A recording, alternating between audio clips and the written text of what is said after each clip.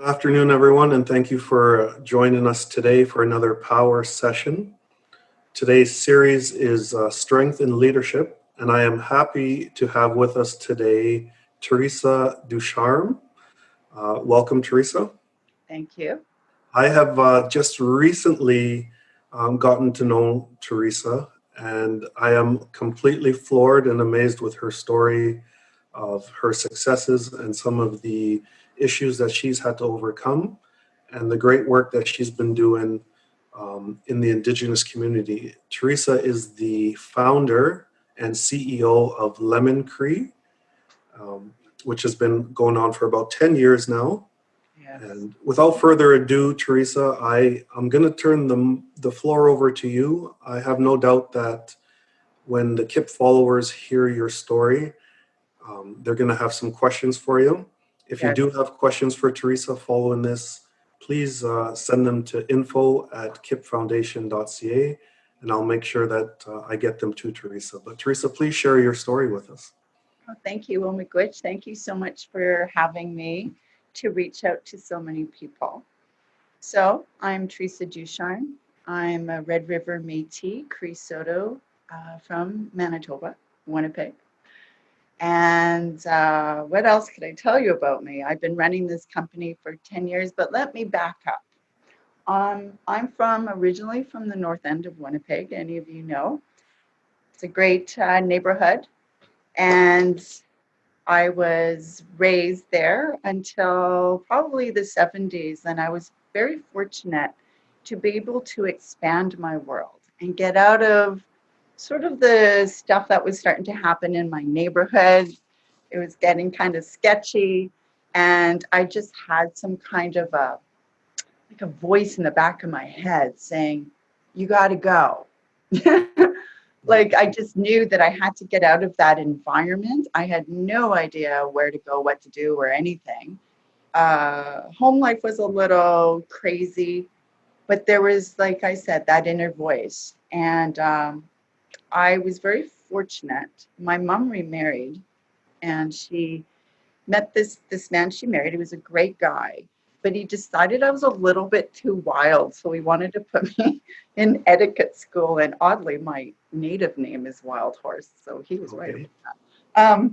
So he put me in etiquette school, and I just was, I guess, very curious person. And long story short, this lady who owned the etiquette kicked me out of etiquette school, but she put me into her modeling agency because she thought I had something interesting at the age of 14. So I'm like, yeah, Okay. sure, whatever.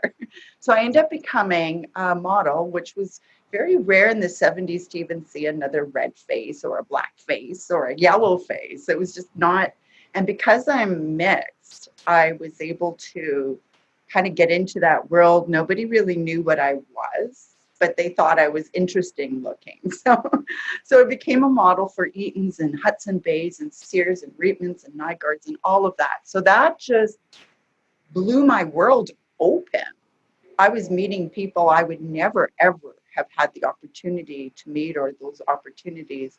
And I was kind of like very a rebel, I think, at heart. And I just fought really hard, even harder to get into that industry because, at that time I was only 5'8". You had to be taller, and they weren't sure about my look, and I wasn't sure either.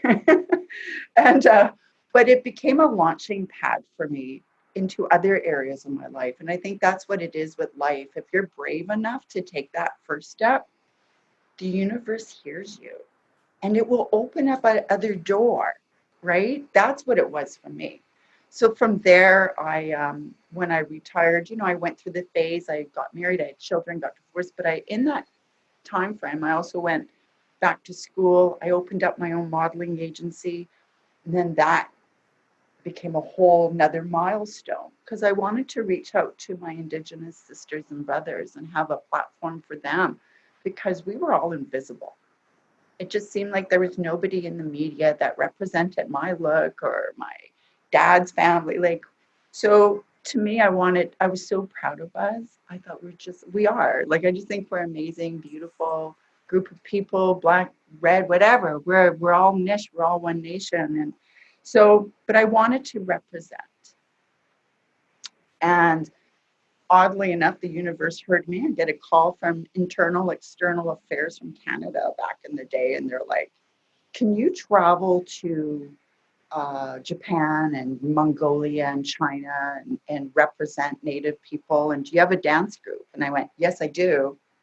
Anyway, I didn't. But I hung up the phone and quickly phoned Hobima, my people there back in the day, and going, help. So I formed a dance group called the Eagle Drum Group. Okay.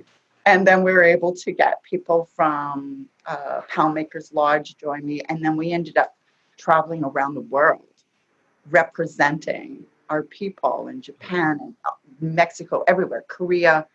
So again, this little girl from the North End. Wow. So my world was now the way I looked at the world was very different from my Winnipeg North End days. Mm-hmm. But it gave me the courage to understand that failure in anything I did was not a final thing. I kind of looked at it like my university.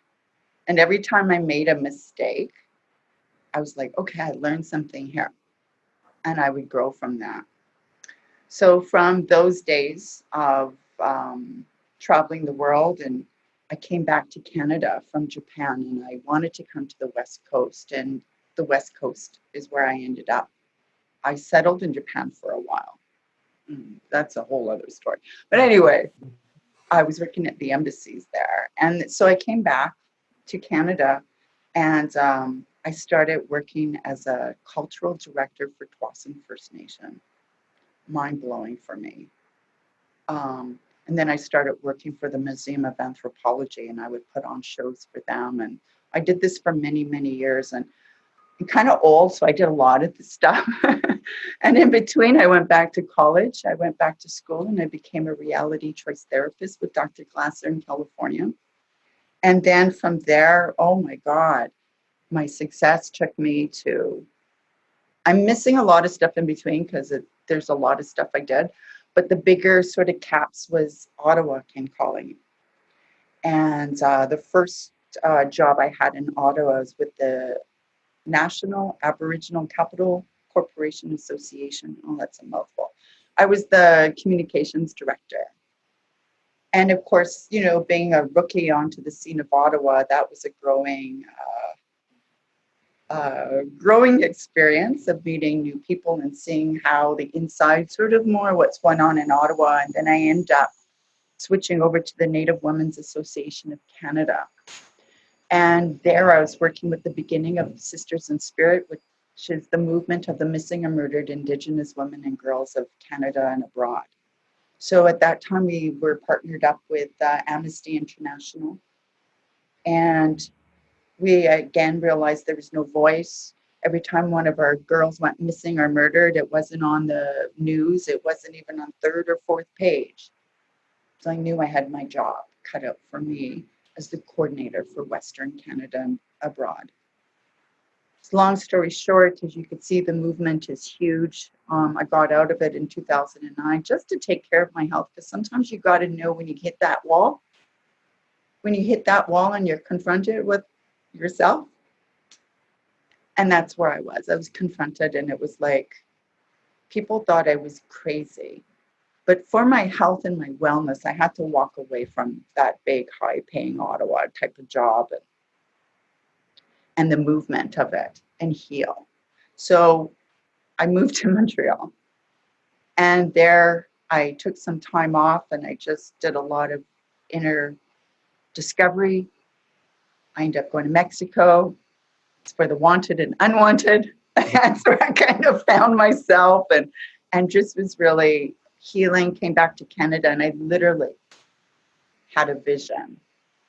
And I know this is going to sound crazy, but I had this vision. I was at what was it called? I was at a fitness convention, and there was this person selling all of these big inflatable resistor balls.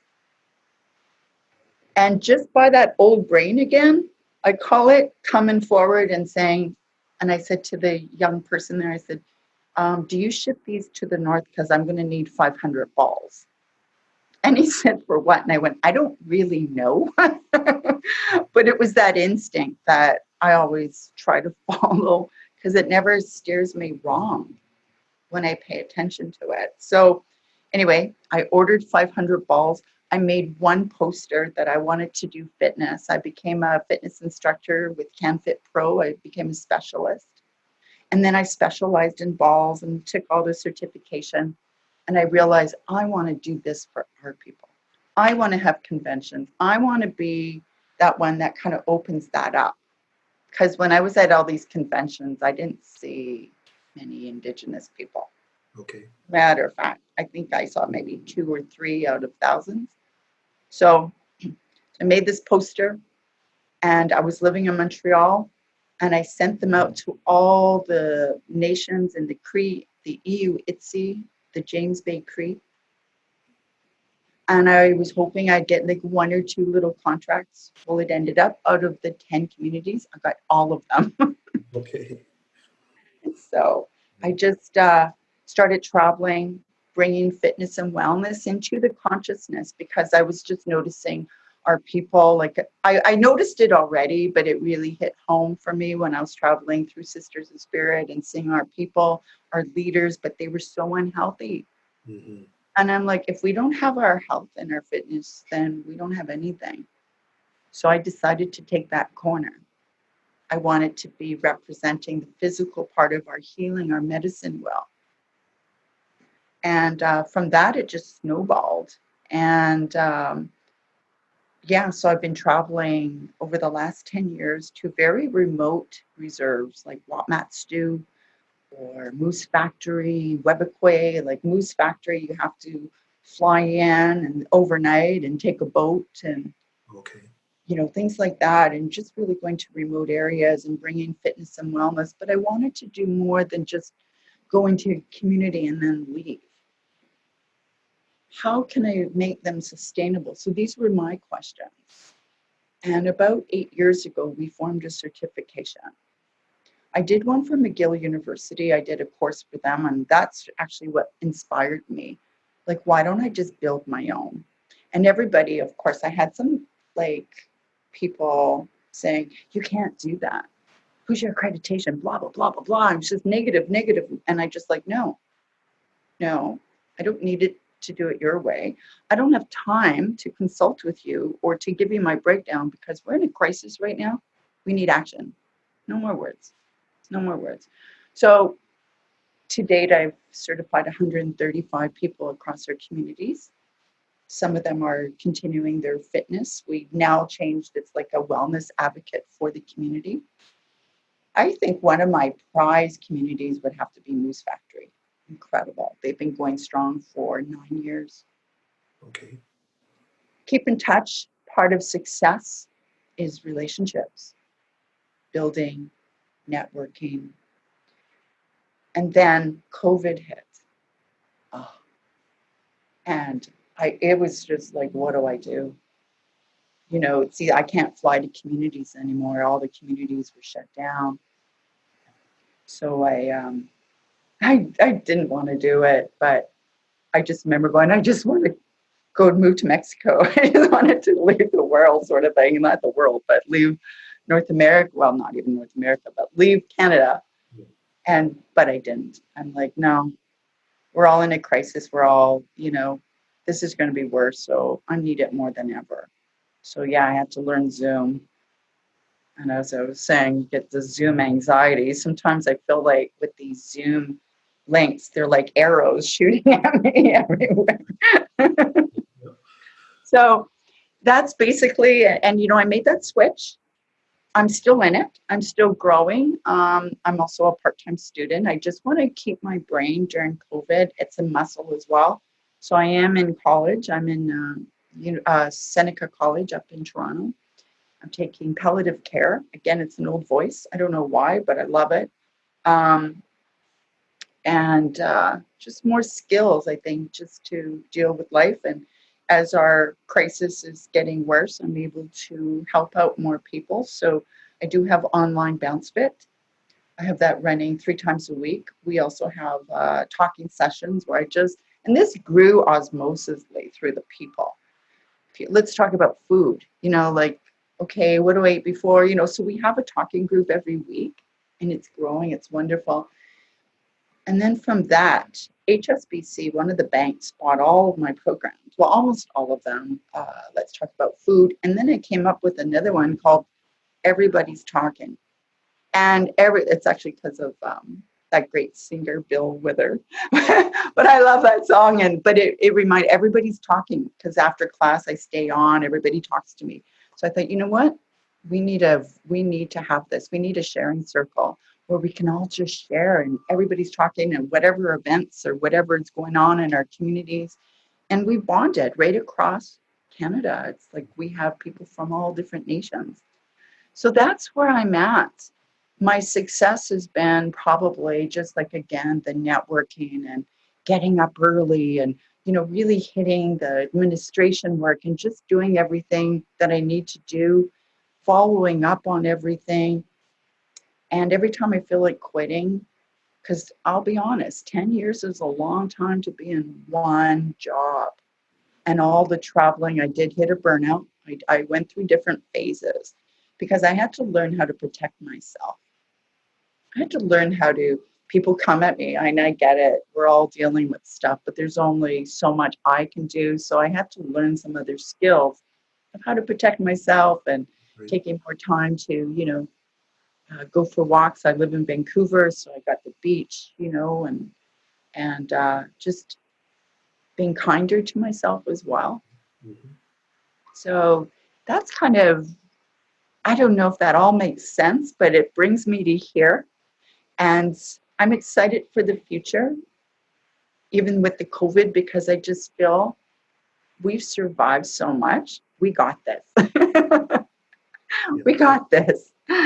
And yeah, so Excellent. I do have a question for you.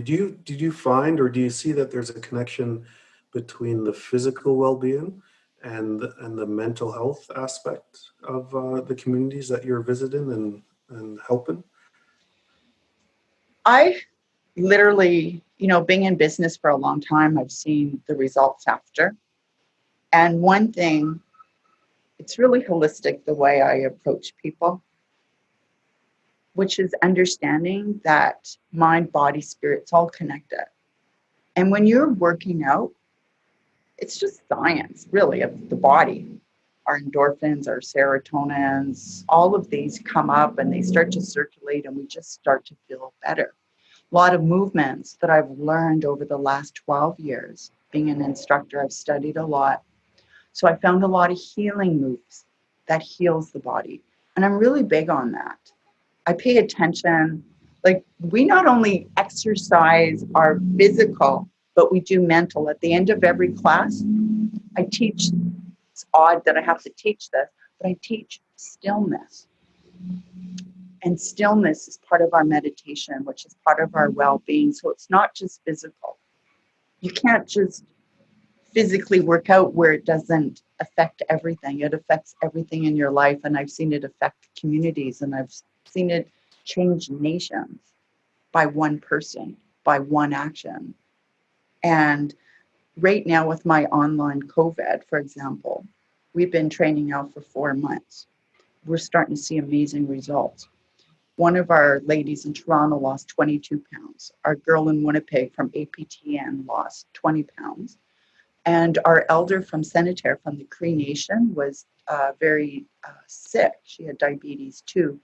She now has pre-diabetes. So her depression is now lifted.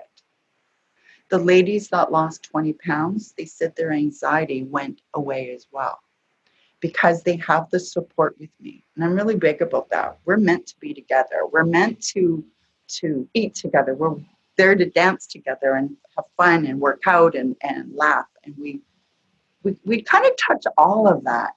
And that's why it's important that we have a group, and yes, mind, body, spirit connected 100%. Absolutely. And the world has also changed, not only with COVID, but the last 4 or 5 months, with some of the racial injustice that's been brought to light. What do you see as far as in in the Indigenous community, for example, as far as where this movement is going? I have to say, I'm a product of the 70s, so I've seen a lot of stuff happen and changes. And with the Black Lives Matters and with our Indigenous people, to me, we're just brothers and sisters. And I have to say, I'm very proud of all of us. I'm very proud of us because I'm very proud of the youth. Incredible. You know, what a voice. What a voice. And to see all of us to step up and say enough is enough. I'm really happy inside my spirit. Like my heart is soars. It's tough.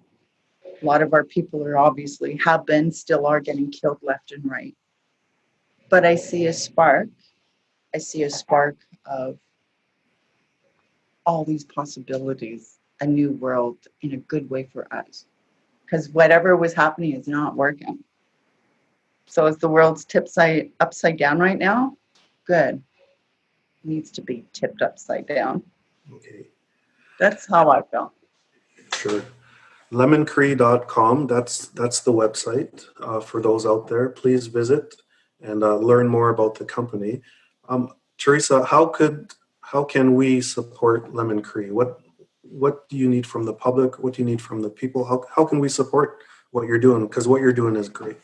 Thank you so much. I think, come join us. Come be part of our family.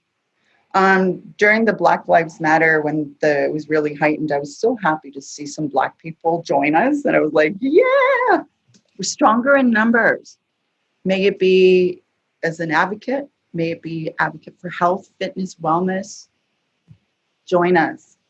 We're stronger together. We're tribal. Absolutely. All Theresa, of it. it has been such a pleasure to have you with us. I know that people are going to hear your story. They're going to reach out and they're going to have some questions, which I will get to you. Again, if you have any questions for Theresa, please send them to info@kipfoundation.ca and we'll make sure that Theresa gets those questions. I am going to let you go because I promise not to take too much of your time, but do you have any last words for maybe a young Indigenous or a young Black or any type of racialized individual out there who is maybe struggling with what they want to do with their lives or their careers, and just to hear your success story? Is there any words of advice that you would like to give them? Yeah. Like I said, I wasn't born with no silver spoon in my mouth. I come from a gang-infested area. I come from what people considered poverty, but I always saw the beauty in it. And just know tomorrow's a new day. So when you're really down and you don't see hope, you know what? That's the time to be super kind to yourself, and just push through, weather through the storm. Don't ever give up on that dream. Even, trust me, I've been there. I still go through those sometimes, but I just learned skills to be more patient with myself. Number one, be patient and don't give up. And even if you do a little bit every day, you're an inch ahead. So every day, wake up with a purpose. Even if it's tiny, it moves us forward. And that little tiny grows and grows and grows and grows and grows until it's whatever you want it to be. And just know that changing your thoughts too, our brain is a muscle. And every time those negative thoughts come in, I remember seeing somewhere on Instagram where Shaq was like throwing away the negative. That's what you need to do. Just believe in yourself, believe in what you're doing. And follow me on Instagram and Facebook. And we put a lot of great tips and support. And I try to get back at everybody. I try to talk, and message everybody who reaches out. Sure. Appreciate And that. I will absolutely add your webpage and Instagram and all your social media profiles to this video when we release it. So, Theresa, thank you so much for your time, and Thank we you. look forward to speaking with you again. Yeah, you too, Gritch. Thank you so much. Have a wonderful day, everyone.